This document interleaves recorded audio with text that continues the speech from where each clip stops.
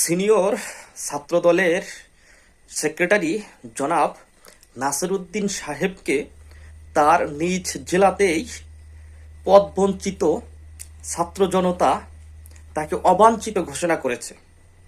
আর এদিকে সভাপতি সাহেব বলতেছেন, আমাদের এখানে করার কিছু নেই, সবই উপরের নির্দেশ।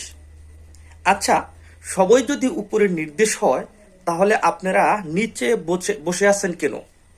আর একটি বিষয় হচ্ছে, একটি প্রবাদ আছে না, বেশি বড় হয়েও না, ঝড়ে ভাঙবে মাথা, বেশি ছোট হয়েও না, ছাগলে খাবে পাতা। আসলে এনাদের অবস্থাটা তেমনই হয়েছে। নিজেদেরকে বড় দাবি করতে করতে আজ নিজেদের তুফানেই নিজেদের মাথা ভেঙে যেতে বসেছে। কবে জানি নিচের ছাগলগুলো তাদের পাতা খেয়ে ফেলে।